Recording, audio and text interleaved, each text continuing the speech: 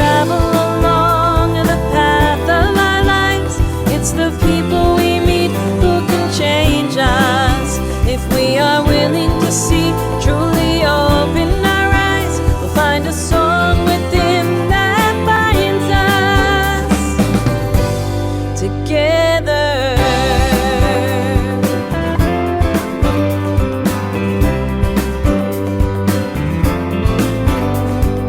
Hine matov, hine matov, umanaim, umanaim, shever achim, shever achim, gam yachad.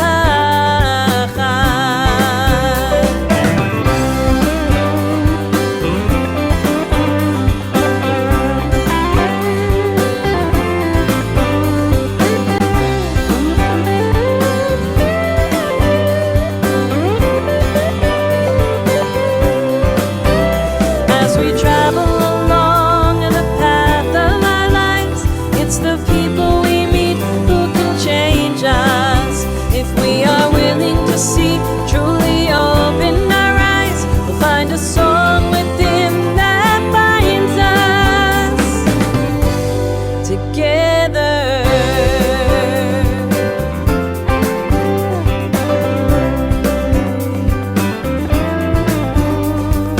Hine matov, hine matov. Good morning and welcome to today's Midwest Virtual BFI. We appreciate you joining us this morning. Our program will begin shortly just after this brief video.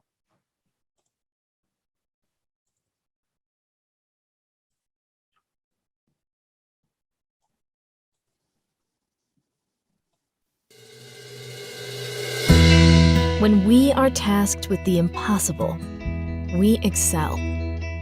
When people say it can't be done, we do it and more.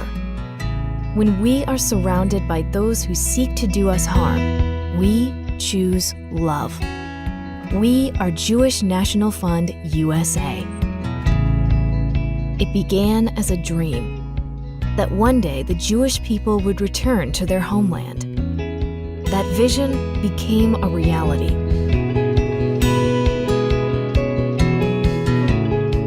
This is the land and people of Israel. This is Zionism. This is Jewish National Fund USA.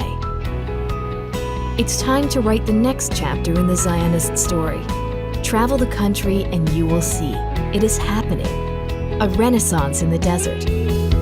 Coexistence in the Galilee. Ancient traditions in a modern land. Diversity. Inclusion. Employment. This is the land and people of Israel. This is Zionism. This is Jewish National Fund USA. Zionism is starting new communities on barren desert plains. It's growing vegetables where there is no rain. It's solving environmental problems, and it's sharing our expertise with the world.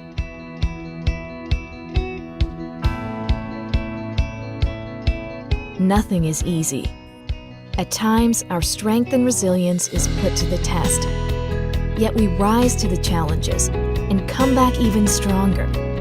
We know who we are, and we teach it to our children. Whatever comes our way, Zionism ensures that we are never alone. When we remember that we always have each other, nothing can stand in our way. Join us. Let's build a better world together.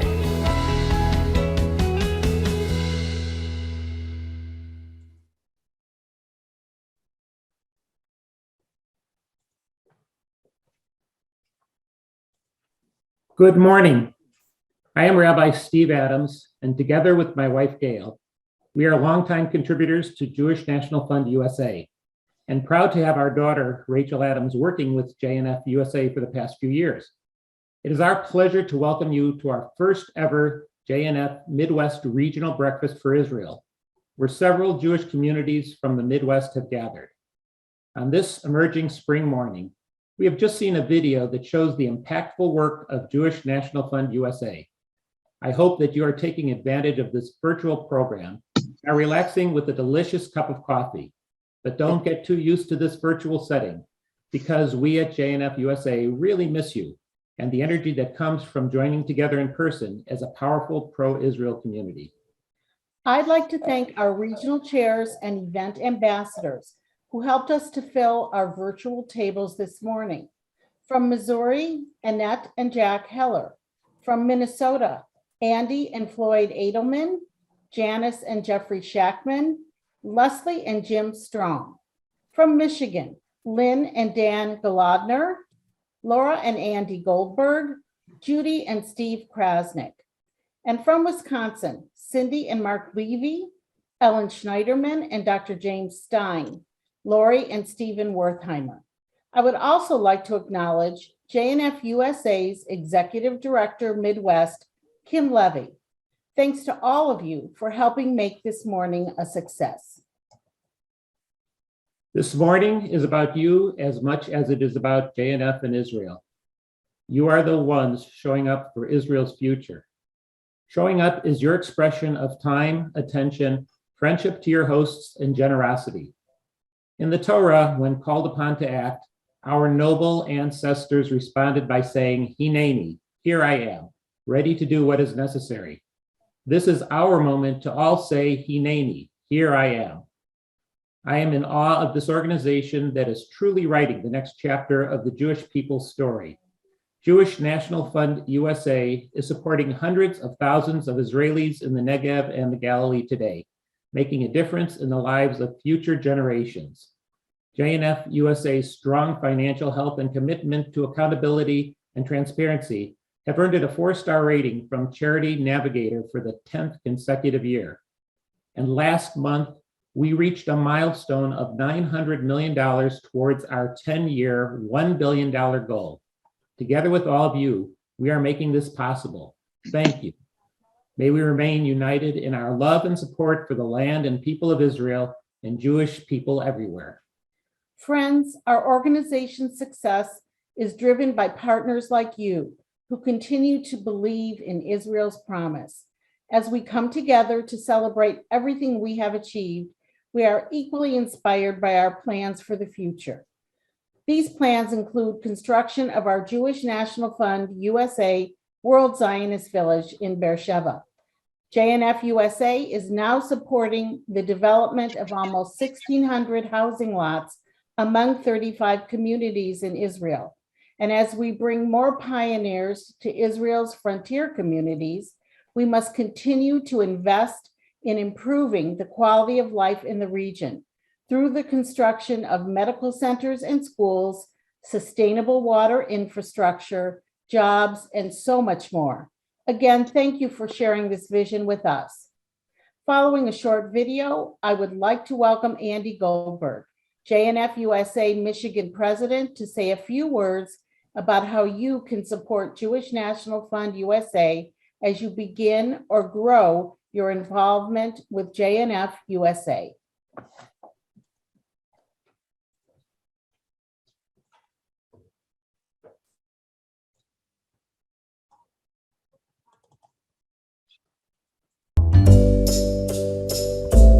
Welcome to our first Midwest gathering. I'm Kim Levy, Executive Director Midwest, and I am so thrilled for my JNF USA family from across the Midwest to be coming together today. I appreciate each of you and thank you for joining me. I'd like to take this opportunity to thank all of our volunteers and lay leaders who read and sent countless emails to assure the success of this event. We've put together a short video showcasing donors from across the Midwest who want to share with you why JNF is such an important part of their lives. My name is Harold Goldfein, and I'm from Minneapolis. And I've been involved with JNF for a long time. And if you ask, why I give to JNF, I think it's like feeling roots with Israel. I think when I give to JNF, I feel connected. People in the past, when they gave to build trees, that was a way of planting roots. And I think that all the things that JNF does helps from the Alexander Must system for the youth to water treatment that helps everybody in the Negev, all the various things and projects that JNF do and you help support when you give your money gives you a feeling of your connection with Israel. Good afternoon. I'm Dr. Max Robbins. I'm happy to be here with JNF. My history of JNF goes back to 1929 when my grandfather donated quite substantially to land purchase in then Turkish-controlled Palestine. The family suffered through the Depression. I was reconnected with JNF buying leaves on a tree when I went to Hebrew school, and I became a physician. I became more comfortable, and I decided I wanted to strongly continue that process of affiliation. Hi, I'm Rich Hacker, and my wife Deborah and I live in Wisconsin near Milwaukee. Our first experience with the Jewish National Fund USA was a trip that we took to Israel in 2006. Since that time, we've gone back to Israel about a dozen times and developed a great appreciation for the beauty of the country and a deep respect for the people. My wife made Aliyah last year. My daughter Elizabeth made Aliyah in 2014, and I joined the Water Task Force. And I would encourage everyone to look at the JNF website, look at the various task forces available. It's a very lay-driven organization, and the task forces offer lots of opportunities to be involved with the Jewish National Fund versus just donations. And I encourage you to check it out. So go JNF. I give to Jewish National Fund USA because it reinforces the sanctity of life, giving me hope. In Tel Aviv on Shabbat, I saw numerous Muslim families picnicking peacefully on the lawn, although I never read this in the news. Then I went back to my hotel room, where we have vending machines in the hall. They have bomb shelters. I saw people living in the desert. Jewish National Fund's affiliate, Yedidia Harush, and his pioneer community are making it bloom with greenhouses filled with fruit and vegetables. Cutting agricultural technology is being spread worldwide. Thai farmers were working in those greenhouses amidst bomb shelters lining the roads, with explosive kites and balloons being sent their way. To see this firsthand was life-affirming, and Judaism ultimately is about the very privilege of being alive. I'm proud to be affiliated with Jewish National Fund USA. I give to JNF because it brings out the little boy in me, that little 7-year-old who walked the streets of St. Louis with my blue JNF box. It was a great feeling when a neighbor deposited coins in that box.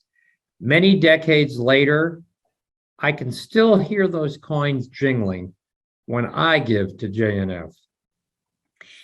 And I love giving to JNF because I love food. And JNF sponsors programs that are going to change the way the world cooks and eats and grows. Who can resist those recipes promoted by the Culinary Institute, like caramelized fennel salad? I can't wait to visit the Arava Institute and get a bite of a sweet Judean date growing on an ancient palm sprouted from a 2,000-year-old palm tree seed. I'm Maureen Luddy, a Wisconsin donor to Jewish National Fund USA. Since grade school, when I first put coins in a JNF blue box or pushka. Over the last 6 decades, I've seen JNF become a $100 million organization supporting the land and people of Israel. I give to Jewish National Fund as an expression of my unconditional love and support for Israel. I'd like to introduce Andrew Goldberg. Thank you to those 5 JNF supporters from the Midwest who shared their story of why I give to JNF. They each expressed in their own words why they support JNF and their personal passion for a strong, secure, and prosperous future for the land and people of Israel. Me, I was drawn to JNF by the occasional planting of trees in honor or memory of a friend or loved one. But as I've become more involved, I now know my gift helps develop the Negev, provides water security, and ensures children with special needs are woven into the fabric of Israeli life. Most importantly, I learned my dollars go directly to Israel and that I can support specific projects of my choosing. Whether you support one of our 7 key strategic areas, our annual fund, or even a specific project, you are here because you are committed to Israel and you know how our work impacts Israel. Every project, initiative, and campaign we undertake is integral to our vision of building and connecting to the land and people. By now, you should have received a text message and email with instructions on how to donate today to support Israel's future. You can also make a gift at jnf.org/donate. And you can even use the QR code on your screen. Please join me and over 90,000 other Jews and support the Jewish National Fund. Here are 3 ways your support can help right now. A contribution of $1,800 can have an immediate impact by funding the purchase of stimulation toys for residents with visual and hearing challenges. A very generous gift of $5,000 can provide care packages for 50 Ukrainian mothers and their children, including diapers, hygiene products, small toys and snacks, or the same amount can also support 1 Ukrainian family for 3 months upon arrival in Israel, including basic supplies, meals, support group activities, and after-school enrichment. Or you can simply buy 1 large Starbucks per day for JNF and make a contribution of $1,000. No matter your gift amount, know that it is appreciated and be proud that your contribution is going to build and ensure a strong, secure, prosperous future for the land and people of Israel.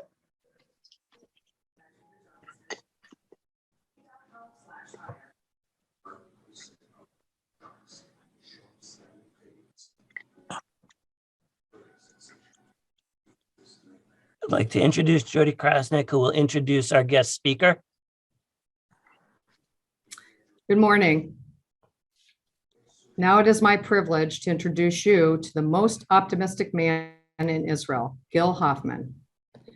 Gil is a renowned speaker who earned the rank of corporal in the IDF spokesperson's unit and has lectured in every major English-speaking country in the world, more than half the Canadian provinces, and recently made history in Hawaii when he became the first speaker to lecture about Israel in all 50 US states. Gil has been the chief political correspondent and analyst for the Jerusalem Post for 23 years, and he teaches international communications at Israel's College of Management. A highly trained analyst who is well connected to Israeli and Palestinian leaders, he has interviewed every major figure across the Israeli spectrum, has been interviewed by top media outlets on 6 continents, is a regular analyst on CNN and Al Jazeera, and has traveled with Israel's prime minister to cover diplomatic issues. And most recently, Gil was on the Ukrainian border reporting on up-to-date news. A talented journalist, Gil appears frequently on Israel television and writes the popular 7 Days column, which provides a behind-the-scenes look at the intrigue and humor in the Israeli political arena. Gil was raised in Chicago, graduated magna cum laude from Northwestern University School of Journalism, and wrote for the Miami Herald and the Arizona Republic before moving to Israel. Gil shared with us that he misses his Midwest communities. Ladies and gentlemen, please welcome political correspondent for the Jerusalem Post and columnist, Gil Hoffman. Thank you so much, Jody, and thank you to all of the people joining this event from communities throughout the Midwest who are all eating virtual bagels together. I can't wait until I can be eating those bagels with you in person. I'm here right now in Los Angeles at 6:19 a.m., showing my commitment to JNF, the organization that helps Israel so much. I've seen in action. And what I'd like to highlight is that they're also helping education in bringing students from around the world. They're building a new educational village in the Negev to make sure that even in high school, with the Alexander Muss High School, but even more partnering with other organizations in Israel, that the American college students, when they get to college, will be ready to deal with the challenges on their campus. I find that to be the most important thing, and JNF is at the forefront of it. And I appreciate that JNF has enabled me to speak for them all around the world, including, as Jody pointed out, in Hawaii, where I completed my job of speaking in all 50 states in a synagogue that trademarked the word shaloha. So shaloha to all of you. Today's talk, when we organized it, the topic was peace, politics, and the pandemic, an insider's look into how Israel overcomes the world's challenges. And since then, so much news has happened in Israel and around the world. I was sent to the Ukrainian border and we made it peace, politics, Putin, and the pandemic.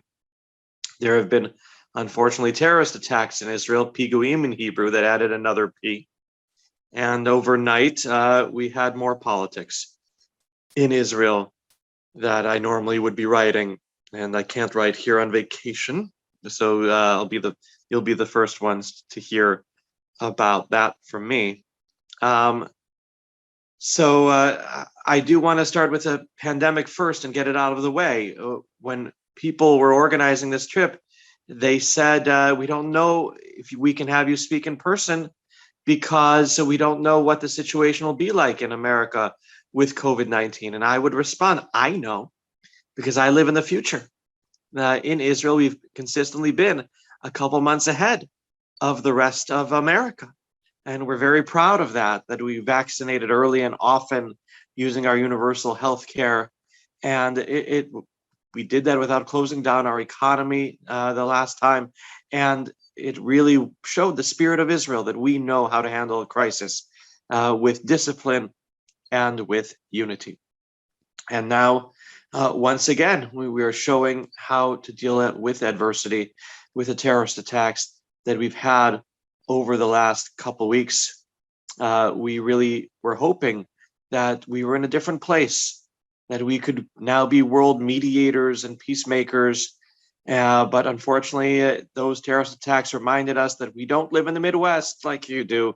We live in the Mideast, and terrible tragedies that showed the diversity of Israel. The fact that among the victims, there were Jews of all stripes, a Christian policeman, a Druze policeman, and 2 construction workers from out of all places in the world, Ukraine. And we are in the middle of Operation Break the Waves to prevent further attacks. There have been at least a dozen deadly attacks that were preempted by the IDF, and we have to be very thankful for that. Yet we thought we were already in a place where we had moved on and we can be focusing on making peace. The Abraham Accords are very appreciated. I've been to Dubai and it's incredible. I felt very comfortable there wearing my kippah, and it's much safer there than London and Paris. And we got to really see what happens when Arab and Muslim countries decide that they don't want to wait anymore for the Israeli-Palestinian conflict to be solved in order to normalize relations with Israel because of its high-tech success. And that's what happened. And it also impacted Israeli politics, that our political crisis that we had for 2 years of having 4 elections in 2 years, proving Einstein's theory of insanity of doing the same thing over and over and over and over again and expecting a different result. It looked anyway like having the Abraham Accords led to ending that crisis.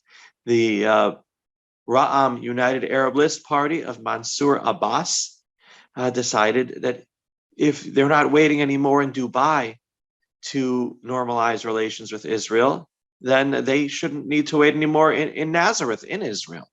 I explained to Wolf Blitzer on CNN the day that our government was formed that the way it works is in a parliamentary system is that the parties that are part of the governing coalition divide up the spoils among their constituencies.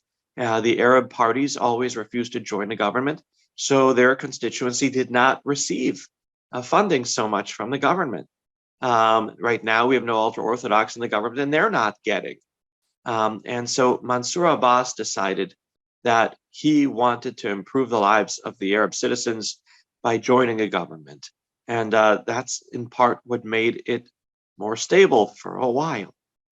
Another thing that made it more stable for a while is back in 2012, I had a conversation with Naftali Bennett where he asked me if I knew Yair Lapid, who had entered politics a few weeks before. And I told him I had this get to know you meeting with him at his house in Tel Aviv. He's got this man cave, boxing gloves. He worships Muhammad Ali. I said to him, you know what, Naftali, I think you and Lapid would get along well. He said, really? Can I have his phone number? And I gave him the number. I made the political shidduch. And that's in part what led to the government that we have today. Another thing that led to it is a realization that to beat a political crisis, you have to have diversity.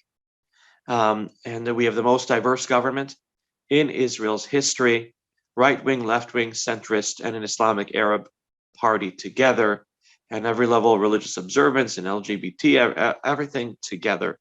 The equivalent would be if in America, AOC and Ted Cruz ran on a ticket, or the Squad and the people who invaded the Capitol decided to run the country together. And that is where we stood politically until a few hours ago. A few hours ago, the person who is in charge of keeping Bennett's coalition together, Idit Silman, said she no longer feels comfortable being a part of this coalition, that she wants to bring the right exclusively back to power. And when you have a narrow coalition of 61 to 59, and you go to 60-60, it gets very complicated. Mark, you can show our fine Knesset as it is today. The political system here is a little bit more complicated, thank you, than it is in America, where you have only two political parties. Keep in mind that I'm from Chicago, where you have only one political party. When I moved to Israel 23 beautiful years ago, I had to start covering a political system where you have 40 parties, of which 13 are represented in the Knesset today. And that makes it hard to get anything done. And so the situation that we're in right now is that losing the majority would make Naftali Bennett not be able to get anything done. He is desperately trying to keep what he has, but it is possible that another member or two of his party would defect and allow either Netanyahu to form a government with this Knesset, or allow an election to be initiated, which would result in a significant portion of these 120 people that you see in front of you not coming back, and also would result in, according to the current coalition agreement, Yair Lapid automatically becoming prime minister during that election and until a government would be formed. And who knows how many elections we'd have and how long it would take a government to be formed.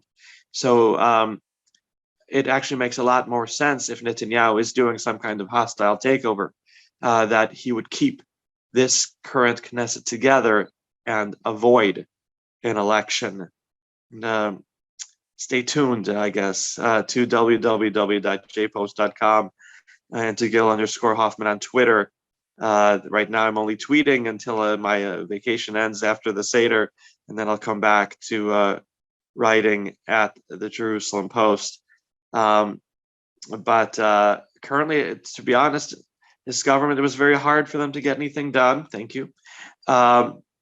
Because Netanyahu made it harder, but he was the glue that kept them together until what happened overnight. And one of the things they tried to do was to reach out to American Jews more. There had been a feeling among the 8 parties in the coalition that Netanyahu did not do that very much when he was prime minister, that he focused on the low-hanging fruit, on hardcore Republicans, evangelical Christians, and Orthodox Jews, leaving behind the 90% between preaching to the converted and the unconvertible. And they decided that this was very urgent because of what we're going to read at our Passover Seder about what happened in Egypt when a leader came to power who did not know Joseph. And now Joseph is the president of the United States and the leader of the free world.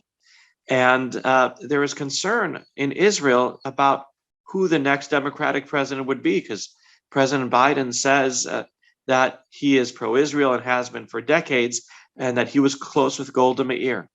Well, we don't know who the next Democratic president is going to be, whether it'll be in 2 years or 6 years or after that, but we can definitely say that the next Democratic president will not be someone who was friends with Golda. And so a goal of this government is to reach out not only to American Jews, but to the American center and left, and work with whoever the future Democratic leaders will be to explain to them why being progressive means being pro-Israel. And so this government appointed people who know how to talk to American Jews to positions like foreign minister, minister of diaspora affairs, President Isaac Herzog, his brother, the ambassador in Washington. This government tried to implement the Western Wall Agreement. I don't see that happening right now. Reforms in conversion and kosher certification that are right now up in the air. One thing that made it harder was that one of the signature plans of the current administration in Washington is the Iran deal, which Israelis universally oppose. And there have been different approaches to fight it. Netanyahu went to Congress and screamed against the deal. That didn't end up impacting it. Bennett said he would handle things behind the scenes, and that didn't have an impact either. And so instead, they thought outside the box here in Israel and invited 4 Arab foreign ministers to meet with the Secretary of State in the Negev, in a place developed by JNF, and tried to persuade him in that room to not move forward with the Iran deal or change it substantially so it would not enable the world's top sponsor of terror to have unlimited money to move their nuclear program forward and perpetrate acts of terrorism around the world. And they warned him about what happened 10 years ago when there was an American president who dealt with a crazy dictator in Syria by saying, if you use chemical weapons against your own people, we're going to go in there and stop you. And then when he did use chemical weapons against his people, did not. And that was noticed by Vladimir Putin, who went into Syria shortly after that, went into Crimea shortly after that, and went into the rest of Ukraine 8 years ago. The lessons for Israel are that we have to be independent. We can only rely on ourselves and God. And all those who are saying that weakness is strength and strength is weakness in the world of social media, maybe they weren't right all along. And it's good that we're strong. That's what Vitaly Klitschko, the mayor of Kiev, told me when I interviewed him. He's a former world boxing heavyweight champion. He knows what strength is. And he told me he is modeling what he does in Kiev. He's telling his people in Kiev to be like Israelis. And there have been plenty of Israelis who've helped train his people, not on an official basis, but former IDF people.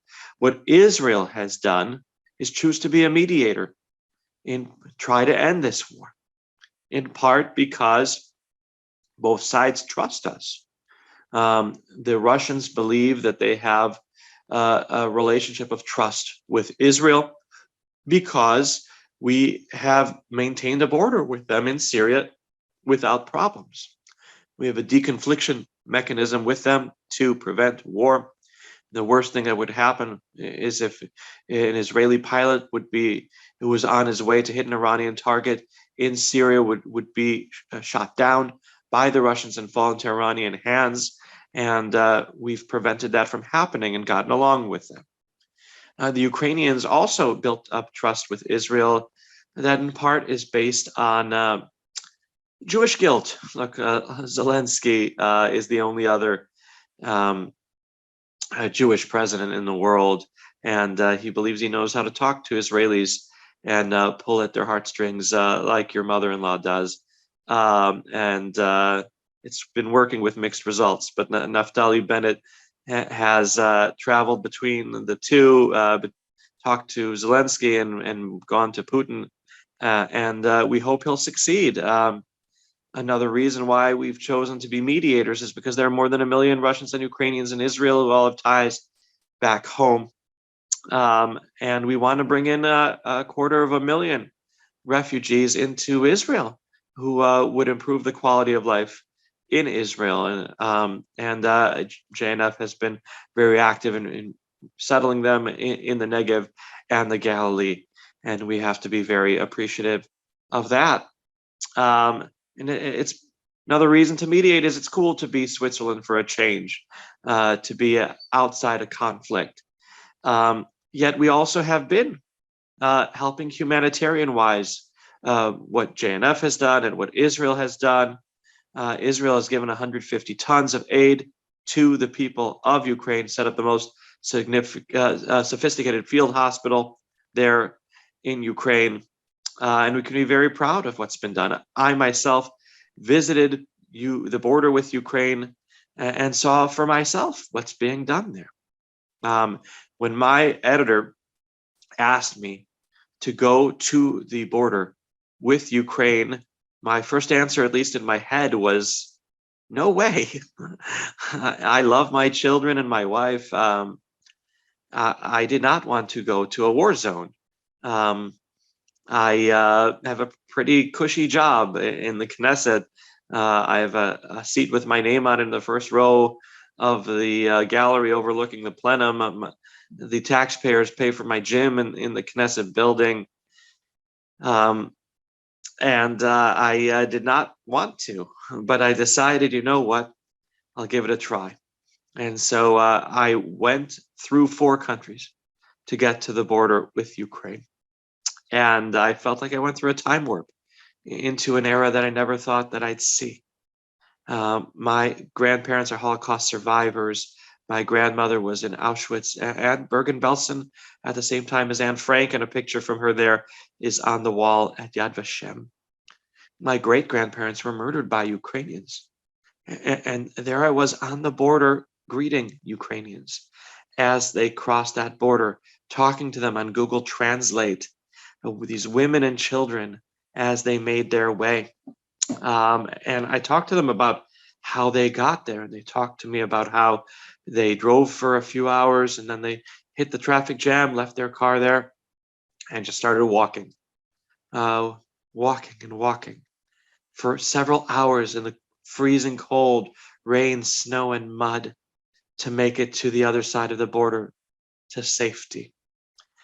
Natan Sharansky talked about how when he was growing up in Donetsk and Crimea, he didn't know anything about being Jewish, but he knew that that's what led to him being beaten up, and that nowadays having Jewish on your identity card is a guarantee that people around the world will care about you and save you. And it's a beautiful story. It's only half true. Israel does have its share of bureaucratic hurdles, but we have taken in already more than 20,000 refugees in a short period of time. And also the Gentiles aren't so bad. I got to see how the people of Moldova, where I was, would go to that border with an empty van and tell them, I'll take you anywhere in Europe, open their house to them. The restaurants and taxis were free, work permits for anyone coming from Ukraine without papers, and a lot of other countries in Europe have done that as well. So I got to see what the Gentiles were doing to help the Gentiles. Got to see what the Jews were doing to help the Gentiles. There's an organization called Israel Aid that had the first tent over the border from Ukraine into Moldova that was full of games and toys and baby food and diapers to have a safe space for mothers of small children. I got to see the way the Gentiles were helping the Jews. I was brought by the International Fellowship of Christians and Jews. They brought me to a refugee camp where there were people who had come from Ukraine who were on their way to making Aliyah to Israel. And I spoke to the people there. There was a man there named Vladimir Zev Wolf, which basically in 3 languages means wolf, wolf, wolf. He told me at 70, he had never left Odessa before. And there he was moving to Israel. I asked him, who are you moving to Israel with? And he said, with my dog and my wife. You don't forget an answer like that. There was a woman there named Anna Galanskaya, who was 89 years old. She told us 80 years ago, she fled with her father on a horse-drawn wagon into the Ural Mountains of Russia, going east as far as they could to run away from the Nazis. And she could not have dreamed that 80 years later, she would be running away from the Russians, going in the opposite direction. And then I got to see what the Jews were doing to help the Jews on Shabbat. On Shabbat, I went to the synagogue around the corner, and there were constantly buses that were coming full of refugees to that synagogue, and where the rabbi, who's an Orthodox rabbi because of Pikuach Nefesh, saving lives, was working the entire Shabbat on his phone, helping people find a place to stay. There were tents surrounding his synagogue. There were mattresses in the synagogue. He drove back to the border on Shabbat and brought more people to save lives, and he cooked for them. It was incredible. And then I went to the other synagogue, to the Chabad. The Chabad was full of rabbis who had come from Ukraine, after saving their communities of hundreds of people. They were the last ones to leave, taking the Torah scrolls out and taking them with them to Moldova after locking the door, not knowing if they'd come back. One after another, they were called up to the Torah to receive an aliyah and say the Hagomel blessing for their lives being saved. I was given the last aliyah in the book of Exodus, and I didn't understand why. I did not feel that I was in danger, and I had to think about it. Then I went outside when the service ended to the very meager meal that they had afterward in the freezing cold. I hoped that the meal would end quickly. I had better food back in my hotel that I brought from Israel. Then I saw the rabbis starting to dance. And I thought, oy vey, why did I go to Chabad? Chabad rabbis like to dance. And I listened to what they were singing while they were dancing. V'samachta bechagecha, a song about being happy on a holiday. And I asked them when they were done dancing, what holiday is it? It's not Purim or Passover yet. And they said, no, it's not because of that. It's like a kid who has a piece of candy and his father won't let him have the candy. So he makes a bracha, a blessing on the candy. You can't say God's name in vain. And that way his father would have to give it to him. They were dancing, trying to push God into giving them joy, showing tremendous faith in their crisis. And the following day on Sunday, I went back home on a plane loaded with Ukrainian refugees. I sat with the Consul General of Ukraine, who showed me the messages that he got from people thanking him for saving their lives, including the chief rabbi of Odessa, who sent this message thanking him 2 hours after Shabbat started. Now, I knew that on Shabbat you could cook to save lives. I didn't know that you could send a text message saying thank you on Shabbat. But it's very beautiful that he did. And I thought about why I was given that aliyah that ended the book of Exodus. And I realized, you know what? I've gone through an Exodus too, myself, that I'm never going to complain about being cold again. I'm never going to complain about being hungry. I really gained another P on this trip, which was perspective. That definitely will make me change the way I look at the politicians that I report on day in and day out. I mean, this political crisis in Israel was started over a debate over whether you can take in bread into hospitals on Passover, whether Arabs can bring a sandwich when they go to visit their loved ones on the holiday in a hospital. And that kind of nitpicking, I will certainly look at differently from now on. But I got to see how Israel has made it through so many challenges, whether it's peace, politics, pandemics, Piguim, and Putin, and made it through with the help of the people who care so much about Israel, the supporters of the Jewish National Fund, USA, who help Israel through every challenge, are always there for us in Israel, caring for us, donating their from their heart. And so I really appreciate what all of you have done as the contributors to such an important cause. Thank you very much. Thank you so much, Gil. Very, very, very informative. For any of you that are listening and have any questions specific, we have a few minutes.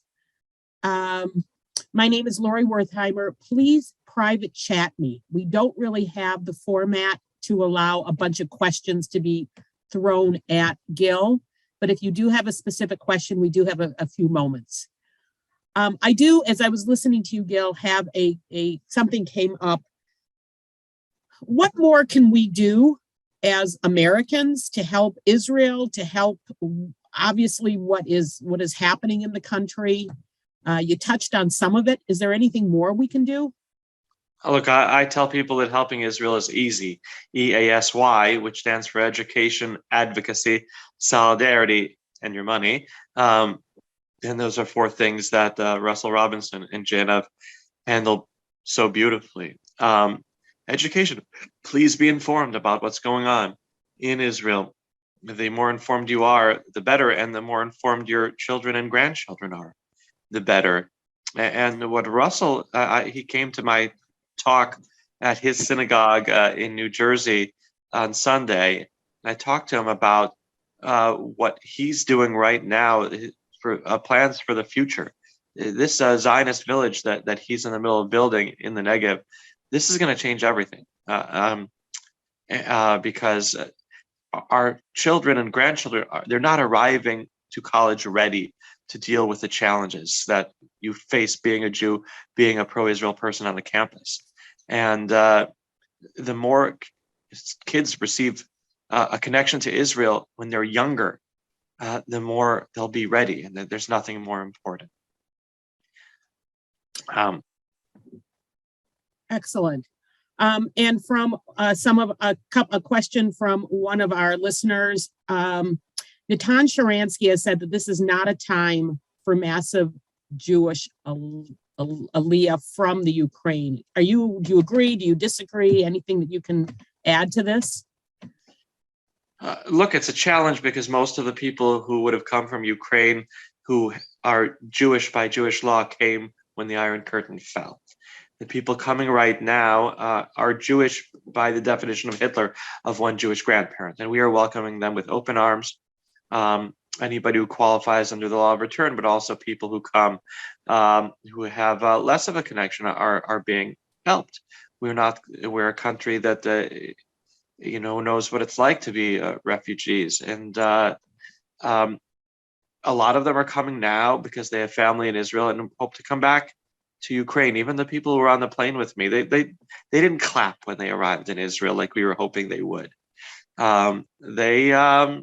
They're there because this is where they could go, where they knew people, and they want to go back, a lot of them, to where they were before. So look, but when the Iron Curtain fell, we got a lot of high-tech people and doctors, and a lot of them are retiring now. And we need to replace those Russian and Ukrainian-speaking doctors in Israel. Also, you've been speaking on college campuses on your tour from Emory and Johns Hopkins to UCLA. The question is, how has Israel's relative neutrality on this Ukrainian war impacted the students fighting for change for Israel on campus? Have you seen anything?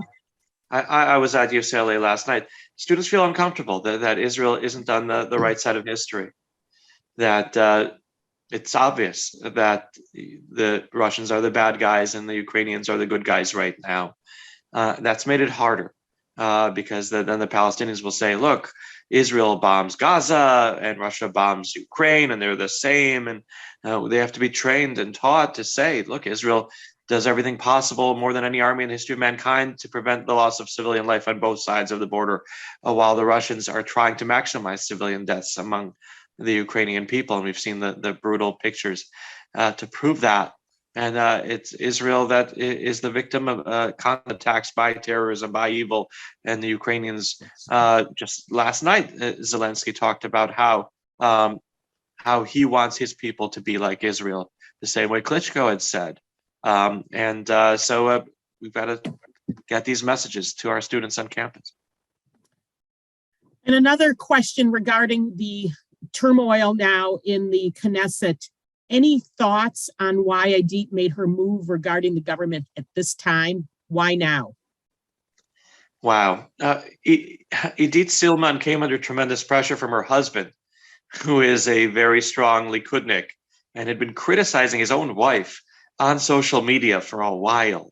I guess there's only so much you could take, and she broke.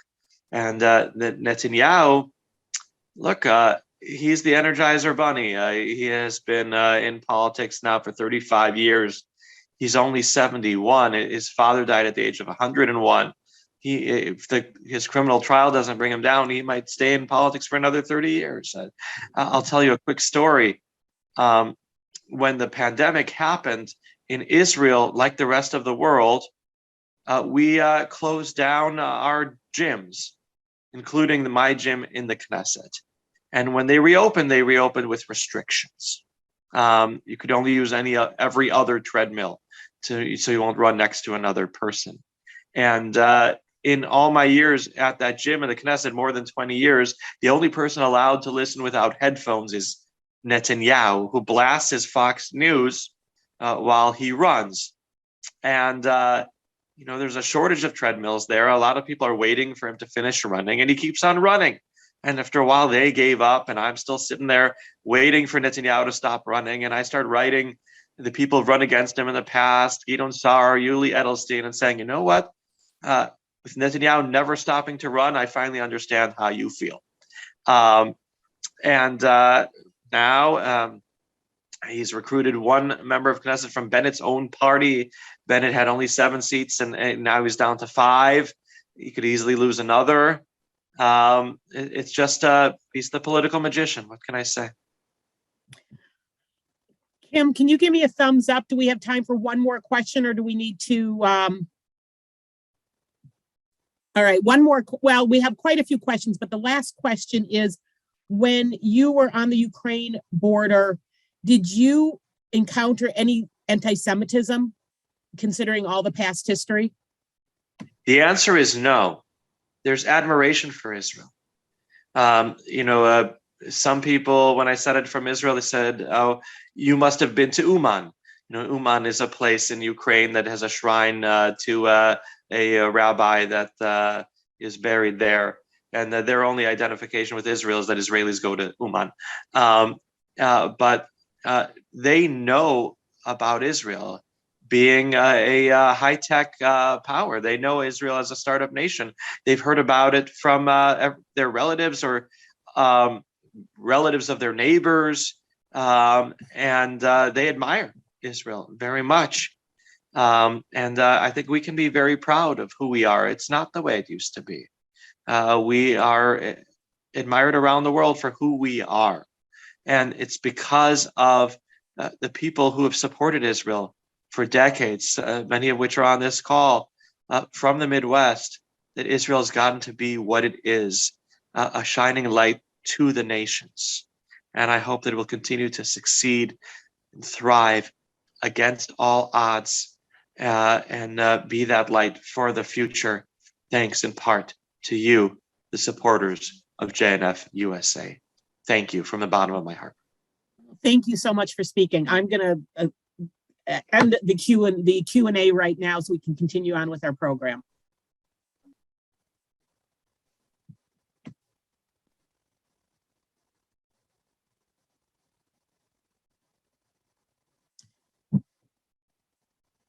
I'd like to introduce Leslie Strom to close out today's program.